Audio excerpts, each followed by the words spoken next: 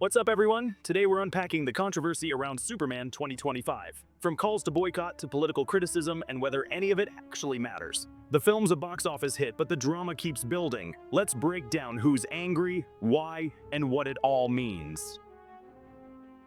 Boycott campaigns MAGA backlash. Conservative commentators and MAGA influencers labeled the film woke, attacking its political framing, immigrant symbolism, and James Gunn's public views. Some called for broad boycott using hashtags like Boycott Superman movie.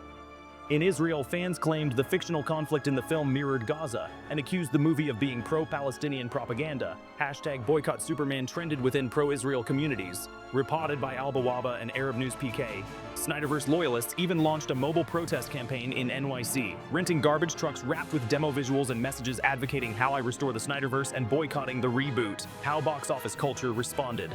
Despite the uproar, Superman topped box office charts with over $220 million globally in its opening weekend, eclipsing expectations and becoming the biggest solo Superman opener ever. James Gunn's response was blunt: "I think we'll survive. Not sure the 8 people calling for a boycott will matter much."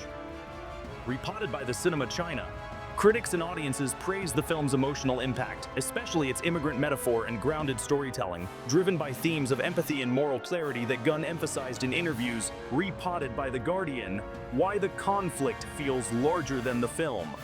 The film's political baggage started before release.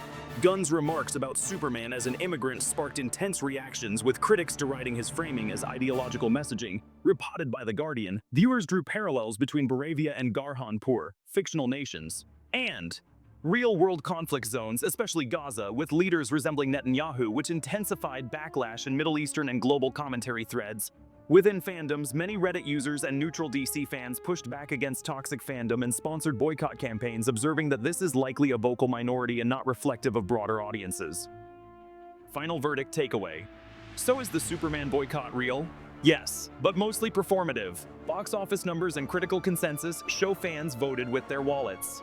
The most effective backlash came from cultural commentators and ideological groups, not moviegoers. Superman 2025 succeeded by embracing empathy and social symbolism, winning audiences even amid political noise. And in Gunn's world, outrage is fuel. It's a film about kindness. If you don't like that, screw you, he said. What did you think? Was the backlash warranted or mostly hot air?